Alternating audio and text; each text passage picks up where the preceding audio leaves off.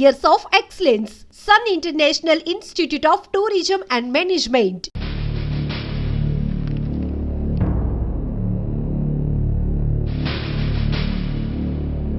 Proceed. Your Honor, ఈ నేరస్తుడిని కఠినంగా శిక్షించండి అని వాదించడానికి కూడా ఒక్క నిమిషం ఆగి అతని వయసును సమీక్షించుకోవాల్సినంత చిన్న వయసులో ఇతను 2 హత్యలు చేశాడంటే మన న్యాయ వ్యవస్థ మొత్తం ఒక్కసారి మళ్లీ ఆలోచించుకోవాల్సిన పరిస్థితి ఏర్పడింది. ఇతనికి జరిగింది అన్యాయమే, కానీ హత్యకు హత్య, హింసకు ప్రతిహింస సమాధానం కాకూడదు.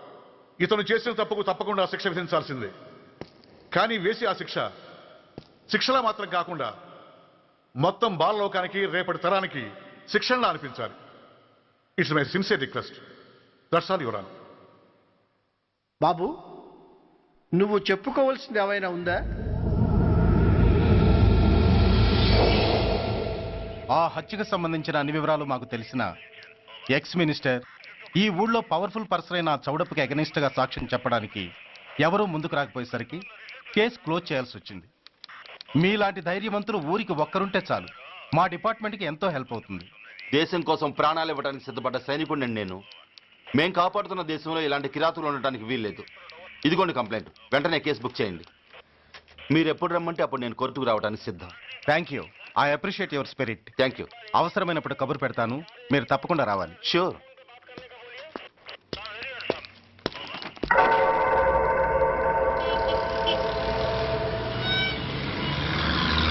అవును సార్, రిపోర్ట్ ఇచ్చి వెళ్ళాడు. అడ్రస్ తెలుసు సార్, మిలిటరీలో పనిచేస్తాడట. లీవ్ మీద ఇంటికి వచ్చాడు. వాడి సంగతి మేము చూసుకుంటాం సార్, మీరేం వరి అవ్వకండి. అరే, ఈ మాత్రం దానికి మీరెందుకు సార్, మేమెందుకున్నాం? తెల్లారేసరికి వాడు ఎన్కౌంటర్ అయిపోతాడు. సరేనా? ఓకే సార్, ఉంటాను సార్. నమస్తే.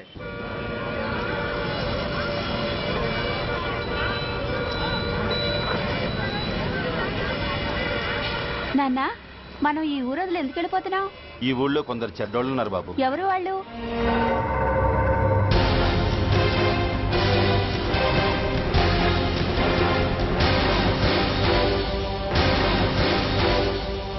జై జవాన్.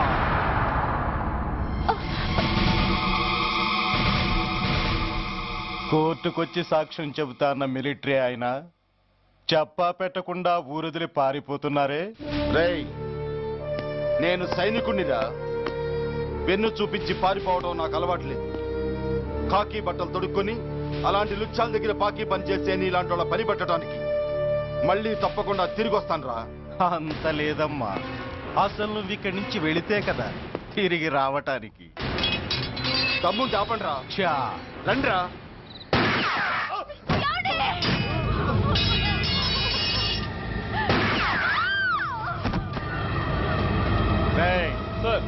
ఆ 2 శవాల్ని బస్సు వెనక టైర్ల కింద పడుకోబెట్టు.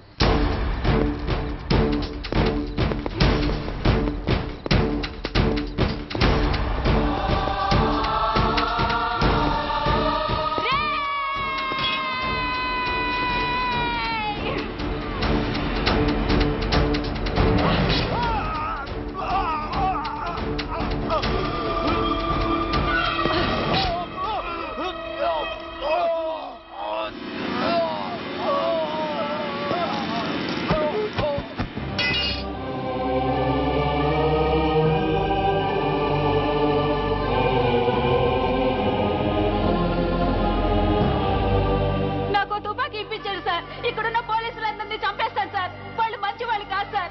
మా నాన్న దేశాన్ని కాపాడే సైనికుడు సార్. మా అమ్మని నాన్నని అన్యాయంగా చంపేశారు సార్ ఈ పోలీసులు. అసలు పోలీసు అని కూడా బతకూడదు సార్, బతకూడదు. నాకు తుపాకీ ఇప్పించండి సార్, ఇప్పించండి, ఇప్పించండి.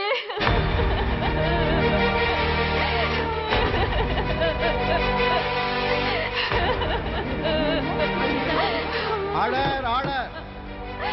The judgment is reserved. Court is adjourned. ఏ తలబట్టేసిందా? మీరా? ఏమా బాగున్నారా? బాగున్నానన్నయ్య. రండి కూర్చోండి. ఏరా, బోర్డర్లో ఉండాల్సిన వాడి కోర్టులో పరిశీలన అయ్యావు.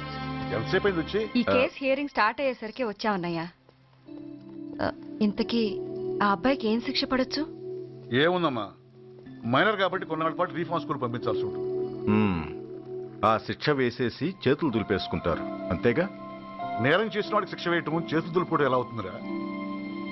వాడు చేసింది తప్పు కాదని నీ అంతరాత్మకు తెలియదా? మన దృష్టిలో తప్పు కాకపోయినా చట్టం దృష్టిలో అది నేరం. దానికి శిక్ష వేయక తప్పదు. అసలు శిక్ష అనేది ఎందుకురా? మనిషిలో పరివర్తన తేవటానికి. మీరు వేసే శిక్ష వాడిని తప్పు తెలుసుకొనివ్వదు, తప్పుదారిలోకి మళ్ళిస్తుంది. ఏంటో నువ్వనేది?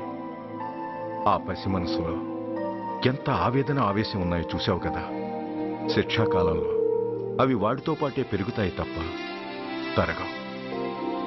సమాజం మీద కక్షతో, వ్యవస్థ మీద హేట్రెడ్తో ఓ రెబల్గా సొసైటీలోకి వస్తాడు. దగ్గరకు తీసుకుని ఆదరించేవాళ్ళు లేక మరో క్రిమినల్గా తయారవుతాడు. ఇంతకీ నువ్వు అనేది ఏమిట్రా? మా కన్న కొడుకు ఎలాగూ పోయాడు, వాణ్ణి మేం పెంచుకుంటాం. Yes, we want to adopt him.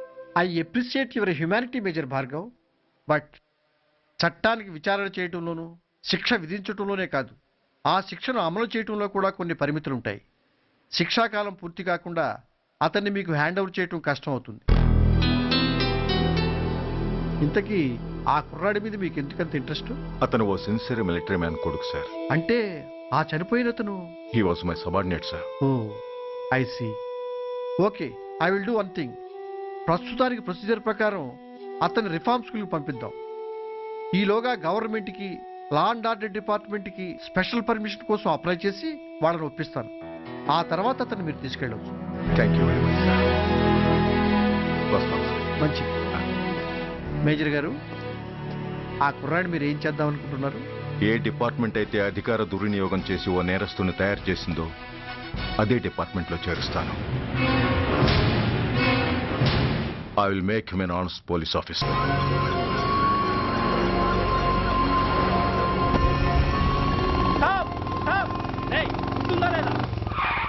నిన్నేరా? ఏంటి అలా చూస్తున్నావు?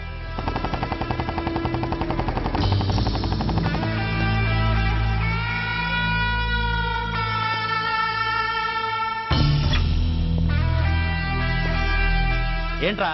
ఏంటి మీదకి వస్తున్నావు? ఏమన్నావురా? సిగ్నల్ పడకుండా ఎందుకు వెళ్ళావు? నన్ను నువ్వు ఏమన్నావు? బుద్ధి ఉందా లేదా అన్నాను. ఓహో,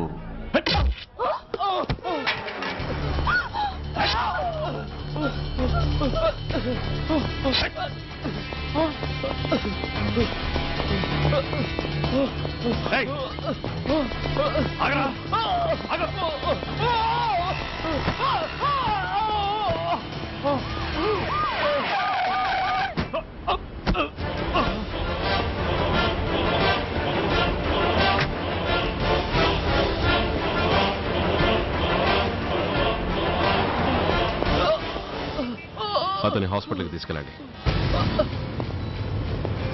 డ్రాప్ ది నైఫ్. కత్తి కింద పడై.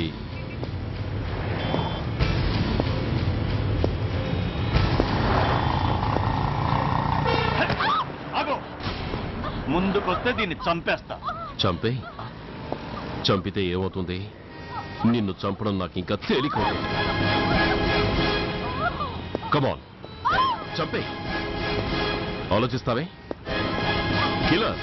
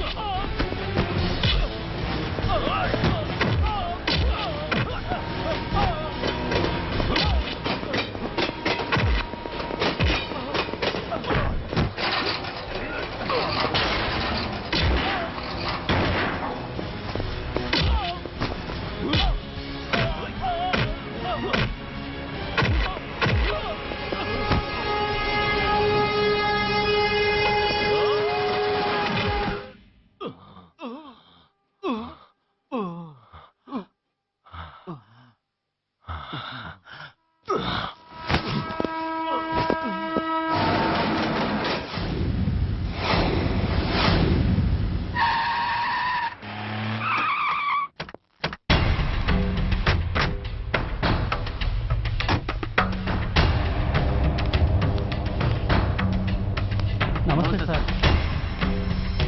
నమస్తే సార్.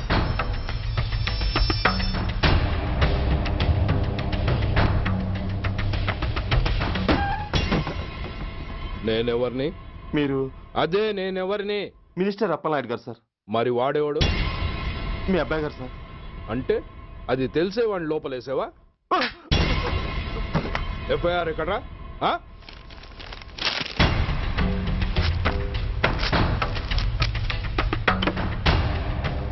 నువ్వే నా రైటర్వి? అవును సార్. నీకెన్ని గుండెలుంటే మా వాడి మీద ఎఫ్ఐఆర్ రాస్తారా? రే సెల్ తాళాలు ఎక్కడ్రా? ఇదిగోండి సార్. నీ అబ్బా నాకిస్తారా? ఇల్లు తెరువు. అసలు ఎవడరా నా కొడుకుని అరెస్ట్ చేసింది? ఏసీపీ సూర్య గారు అంటున్నానా? తూ నీ అబ్బా సిగ్గు లేదురా? ఆడంగి నాయల్లా తన్నులు తినొస్తారా? నా కడుపున చెడబుట్టావు కదరా. వెళ్ళు కార్లో కూర్చో. రే అసలే అడ్డదారులు అసెంబ్లీకి వెళ్ళినోడిని. నాకు సంబంధించిన విషయంలో ఎవడన్నా అడ్డొచ్చాడో అడ్డంగా నరికేస్తా. ఆ విషయం మీ ఏసీపీ గడికి చెప్పు.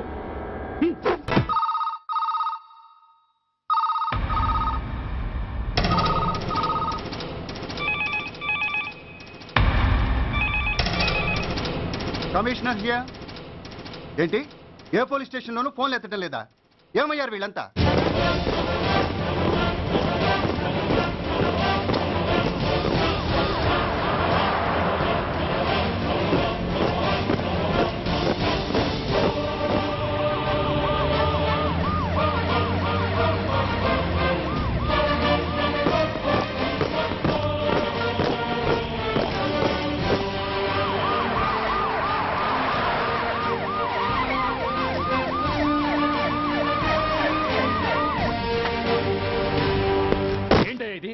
What is nonsense? యూనిఫామ్ తీసేసి పోలీస్ స్టేషన్ మూసేసి బజారు పడతారా? మీరు పోలీసులు అనుకుంటున్నారా, గుండాలు అనుకుంటున్నారా? విలువలేని యూనిఫామ్స్ ఒంటి మీద ఉంటే ఊపిరాడడం లేదని తీసేసాం సార్. పందులు పందికుక్కులు స్టేషన్లోకి వచ్చేస్తుంటే వాటిని ఆపే శక్తి లేక తాళాలు వేసేసాం సార్. మిస్టర్ సూర్య, పోలీస్ వ్యవస్థ లాంటి ఎమర్జెన్సీ సర్వీసుల్లో ఇలా సమ్మెలు చేయడం నిషేధం. అదే ఎందుకని sir? Government doctors, nurses, postal department కూడా ఎమర్జెన్సీ సర్వీసులే. వాళ్ళు హక్కుల కోసం స్ట్రైక్ చేయడం లేదా? ఆఖరికి మాకు ఓ గుర్తింపు రిజర్వేషన్లు కావాలని కొజ్జాలు కూడా స్ట్రైక్ చేస్తున్నారు. వాళ్లకున్నపాటి విలువ గౌరవం కూడా మాకు లేవా sir? Mister Surya, you are crossing your limits. మీరు ఇలా చేయటం వల్ల కామన్ పీపుల్ ఎంత సఫర్ అవుతారో ఆలోచించారా? పోలీస్ అనేవాడు కూడా ఓ కామన్ మ్యాన్ అనేది మర్చిపోకండి సార్. ఇంతకీ మీకు ఏమన్యాయం జరిగిందయ్యా? సార్, ఒక ట్రాఫిక్ కానిస్టేబుల్ తన డ్యూటీని సక్రమంగా చేసినందుకు ఒక లుచ్చా విధవ కత్తితో పొడిచి చంపబోయాడు. వాడిని అరెస్ట్ చేస్తే వాడి బాబెవడో మినిస్టర్ అప్పలనాయుడు అంట. వాడొచ్చి మన ఊపిరితో సమానమైన ఎఫ్ఐఆర్ని వాడు మందు కొట్టి మూతి తుడుచుకునే ముండకొంగు నలిపినట్టు నలిపి పారేసి అది రాసిన రైటర్ని డ్యూటీలో ఉన్న ఎస్ఐని సెంట్రీని కొట్టి దమ్ముంటే నా కొడుకు మీద చెయ్యేసి చూడంట్రా అడ్డొచ్చిన వాడిని అడ్డంగా నరుకుతానని ఛాలెంజ్ చేసి మరి వాడు కొడుకుని తీసుకెళ్లిపోయాడు సార్. ఇలా ప్రతి అడ్డమైన వాడు వచ్చి దౌర్జన్యంగా ఖైదీల్ని తీసుకుపోతుంటే ఇంకెందుకు సార్ మాకు ఈ వాచ్మ్యాన్ ఉద్యోగాలు? బ్లాక్ లో టికెట్లు అమ్ముకునే వాడిని లాకప్ లో పెడితే మున్సిపల్ చైర్మన్ ఫోన్, ఓ రౌడీ విధవను అరెస్ట్ చేస్తే ఎమ్మెల్యే ఫోన్, ఓ రేపిస్ట్ అరెస్ట్ చేస్తే మినిస్టర్ ఫోన్. అందరికీ రూల్స్ అండ్ రెగ్యులేషన్స్ ఉంటాయి, కానీ మా పోలీస్ వాళ్ళకి మాత్రం రూలింగ్ లో ఉన్నవాడి మాట వినడం ఒక్కటే రూలు. కాదని ఎదురు తిరిగితే సస్పెన్షన్లు లేదా ట్రాన్స్ఫర్లు. కాకి బట్టలు వాళ్ళ ఇంటి కర్టెన్స్ అనుకునే ఇలాంటి మినిస్టర్స్ ని గుడ్డనోడు తీసి నడి రోడ్డు మీద నడిపించాలి sir. Control your self mister Surya. Control చేసుకోవడానికి ఇది ఆవేశం కాదు సార్, ఆవేదన. ఒక పొలిటీషియన్ కారిడోర్ తీయడానికి పోలీస్ కావాలి. వాడు చేసిన తప్పుడు పని వల్ల కడుపు మండిన అన్నల బుల్లెట్ల గడ్డుగా పోలీస్ కావాలి. ఆఖరికి వాళ్ళ పెళ్లాల బ్యూటీ పార్లర్కి వెళుతుంటే తోడుగా పోలీస్ కావాలి. ఇలాగే కంటిన్యూ అయితే పోలీస్ అనేవాడు పొలిటీషియన్స్ పెంచుకునే వింత జంతువు అనుకుంటారు సార్ ప్రజలు. సార్, ఈ దేశంలో హిందువులకో న్యాయం, ముస్లింలకో న్యాయం, సిక్కులకో న్యాయం ఉన్నట్టే పొలిటీషియన్స్కో న్యాయం, రౌడీలకో న్యాయం, పబ్లిక్కో న్యాయం ఉండేలా రూల్ ఒకటి తీసుకురండి సార్. లేకపోతే మా డ్యూటీ ఏంటో మేమేం చేయాలో మాకే అర్థం కావడం లేదు. రాజకీయం, రౌడీజం షేకెన్స్ ఇచ్చుకుని మమ్మల్ని దద్దమలు చేస్తున్నాయి. మీరేమో రూల్స్ రెగ్యులేషన్స్ అంటూ మా నోళ్లు చేతులు కట్టేస్తున్నారు. అందుకే ఏ రాజకీయ నాయకుడు లా అండ్ ఆర్డర్ లో జోక్యం చేసుకోకూడదని ఈ నిరసన. అంతేకాదు, చట్టాన్ని అవమానించి పోలీసుల్ని కొట్టివెళ్లిన మినిస్టర్ తన కొడుకుని తనే స్వయంగా తీసుకొచ్చి మాకు అప్పగించాలి. మా వాళ్ళని కొట్టినందుకు అతను మా అందరికీ క్షమాపణ చెప్పాలి. అతను మంత్రియా? తప్పు చేసింది మంత్రైనా మంత్రసానైనా ఒక్కటే సార్. అయితే మీ నిర్ణయంలో మార్పు లేదా? Sorry sir. సారీయా? నేనెందుకు చెప్పాలి సారీ? అయినా అంత టెన్షన్ పడతారు ఎందుకు? 2 రోజులు కడుపులు మారితే వాళ్ళే దిగొస్తారు. వాళ్ళ పరిస్థితి చూస్తే అలా లేదండి, చాలా పట్టుదలగా ఉన్నారు. మరీ అంత నెత్తికి ఎక్కితే వాళ్ళని పీకి పారేసి కాస్త ఒడ్డు పొడుగున్న వాళ్ళని వేసుకుంటాం, అంతేగా? ఏంటే అప్పలనాయుడు, పోలీసులు అంటే పొలాల్లో పనిచేసే కూలీలు అనుకుంటున్నావా? ఈ ఊరోడు పనిలోకి రాకపోతే పొరుగురు నుంచి లారీలో తెచ్చుకోవడానికి వాళ్ళకి వీళ్ళకి పెద్ద తేడా ఉందండి. ఆపోయా, మినిస్టర్ తర్వాత కాస్త డిగ్నిటీ మెయింటైన్ చేయొద్దు. పోలీస్ స్టేషన్కి వెళ్ళి పోలీసుల మీద గుండెలా దౌర్జన్యం చేస్తావా? ఏంటండి, పోలీసులను ఎప్పుడు ఎవడో తిట్టలేదా, కొట్టలేదా? అదేదో పెద్ద పాపమైనట్టు అది నేను మాత్రమే చేసినట్టు మాట్లాడతారేంటి? ఇదిగో, ఊరికే నోరు పారేసుకోకుండా నేను చెప్పేది విను. ఈ రోజు వైజాగ్ సిటీ వరకు ఉన్న ఈ స్ట్రైక్ రేపు స్టేట్ అంతా పైకిందనుకో, అప్పుడు మొత్తం ప్రభుత్వానికి ఎసరు వస్తుంది. ఆ పరిస్థితి కనుక వస్తే నిన్ను పార్టీ నుంచి ఈగ ముక్కను పీకినట్టు పీకి పారేస్తారు. అప్పుడుగా నేను ఎందుకు చెప్పాను నీకు అర్థం కాదు. అప్పలనాయుడు గారు, ప్రెసిడెంట్ గారు చెప్పింది కరెక్ట్. ఓటితో పోయేదాన్ని గొడ్డల దాకా తెచ్చుకోవడం దేనికి చెప్పండి? అయితే ఇప్పుడు నన్ను ఏం చేయమంటారు?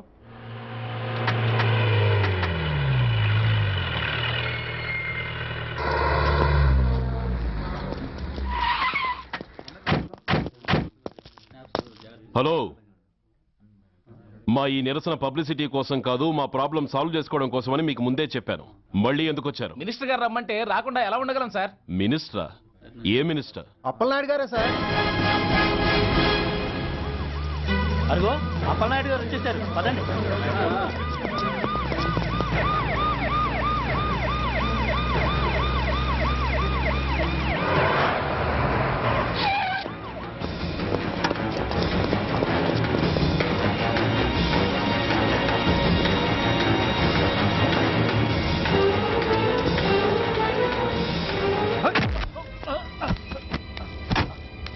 నా కొడక, ఏమనుకుంటున్నారా? నువ్వేమన్నా పెద్ద రౌడీవా? నా పరువు తీసేసావు కదరా, నా కడుపును చెడబుట్టావు కదా. పోలీసులు అంటే ఎవరు అనుకుంటున్నారా? వాళ్ళు మనల్ని కాపాడేవాళ్ళరా? వాళ్ళనే అవమానిస్తావా? వెళ్ళరా, వెళ్ళి వాళ్ళ కాళ్ళ మీద పడి క్షమాపణ అడుగు, వెళ్ళవు. వీడు చేసిన వెధవ పని తెలియక కన్న తండ్రిగా తొందరపడి వీడిని తీసుకెళ్లాను. నిజం తెలిసాక ఓ బాధ్యత గల మంత్రిగా జరిగిన దానికి సారీ చెప్పి వీడిని మీకు అప్పగిస్తున్నాను. నన్ను క్షమించండి. చాలా థ్యాంక్స్ అండి. ఇంకా మీరు కెమెరాలు ఆపండి. మినిస్టర్ గారు మిమ్మల్ని పిలిపించిన కార్యక్రమం అయిపోయింది, మీరంతా బయలుదేరచ్చు ప్లీజ్. పిలవగానే వచ్చినందుకు మీ అందరికీ చాలా థ్యాంక్స్.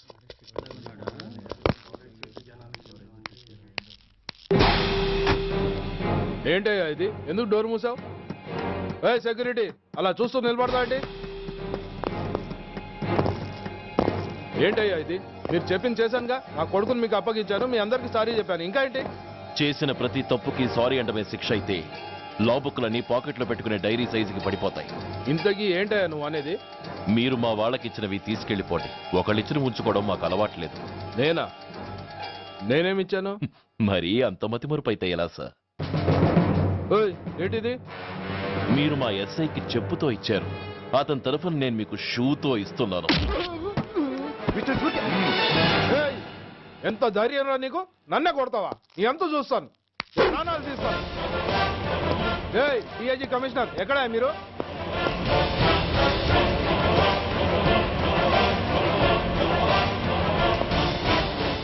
ఇది మా రైటర్కి ఇచ్చింది, ఇది మా సెంట్రీకి ఇచ్చింది. ఇక ఒకటి మిగిలింది. ఇంకోట ఏంటది? ఈ ఎఫ్ఐఆర్ ని నడిపినందుకు.